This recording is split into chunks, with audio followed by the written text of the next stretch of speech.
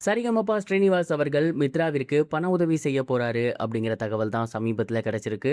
என்ன நடந்திருக்கு அப்படிங்கிற கம்ப்ளீட் டீட்டெயில தான் இந்த ஒரு வீடியோவில் நம்ம பார்க்க போகிறோம். சரிகமபா லிட்டில் சாம்ப் சீசன் 5 மூலியமா ரசிகர்கள் மத்தியில் மிகப்பெரும் ஒரு வரவேற்பை பெற்றிருந்தவங்க தான் மித்ரா. அண்ட் இவங்களுக்கு மிகப்பெரிய ஒரு கரிசனம் எழுந்திருந்துச்சு. அதுக்கு காரணம் இவங்களோட அப்பாவுக்கு 2 கிட்னியுமே ஃபெயிலியர் ஆயிடுச்சு. இவங்க அம்மா தான் ஒரு கிட்னி அவங்க அப்பாவுக்கு கொடுத்துருந்தாங்க. அண்ட் அவங்க 2 பேத்துக்குமே ட்ரீட்மெண்ட் தேவைப்படுது அப்படின்னு இவங்க ரொம்பவே உருக்கமாக பேசியிருந்தது எல்லோரோட நெஞ்சையுமே கரைச்சிருந்துச்சு அப்படின்னு தான் சொல்லணும். நிறைய பேர் வாலண்டியரா இவங்களுக்கு ஹெல்ப் பண்ணியிருந்தாங்க. அந்த பொண்ணோட அப்பா அம்மாவோட ட்ரீட்மெண்ட்டுக்கு பண உதவியுமே நிறைய பேர் பண்ணியிருந்தாங்க. அண்ட் சரிகமபா நிகழ்ச்சியில் அவங்க ஃபைனல் வரைக்கும் போகலை அப்படின்னாலுமே அவங்க வந்து பார்த்தீங்கன்னா வெளியில் கச்சேரிக்கு போகிறது, பாடுறது, சோசியல் மீடியாவில் ஏர்ன் பண்ணுறது அப்படின்னு சொல்லி அவங்களோட அப்பா அம்மாவை பார்த்து வந்துட்டு இருந்தாங்க.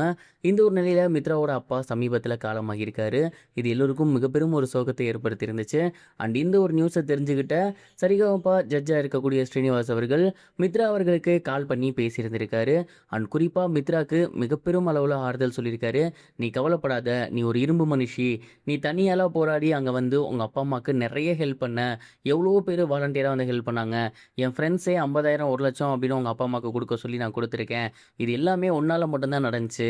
அப்பா எப்போதும் உன் கூட தான் இருப்பார், உன்னை பார்த்துக்கிட்டே இருப்பார். நீ எப்போதும் கலங்காத.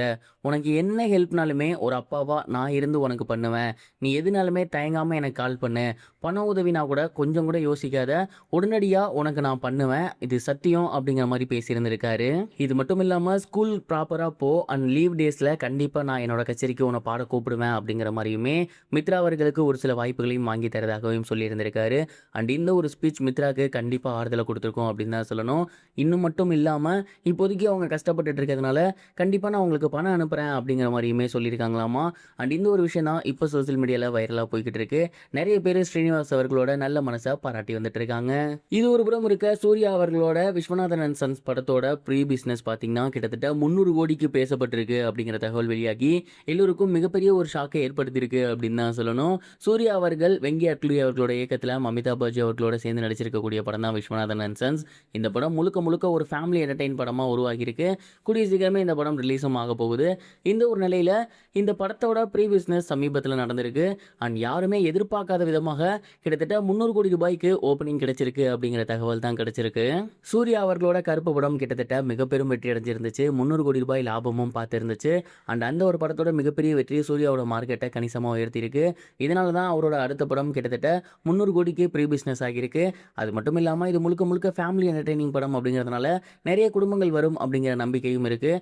மேலும் வெங்கி அட்லூரியோட இதற்கு முந்தைய படமான லக்கி பாஸ்கரும் மிகப்பெரிய ஹிட். ஸோ இந்த படத்துக்கு மிகப்பெரிய ஒரு எதிர்பார்ப்பு எழுந்திருக்கு. கருப்பு மாதிரியே இந்த படமும் சூர்யா சாருக்கு மிகப்பெரும் ஒரு வெற்றி படமாக அமைது அப்படின்னு பொறுத்திருந்து பார்க்கலாம். இது வரைக்கும் கனெக்டிங் டிவிக்கு சப்ஸ்கிரைப் பண்ணனா மறக்காமல் சப்ஸ்கிரைப் பண்ணிக்கங்க. உடனடி அப்டேட்ஸ் பெறுவதற்கு நோட்டிஃபிகேஷன் பெல்லையும் கிளிக் பண்ணிக்கங்க.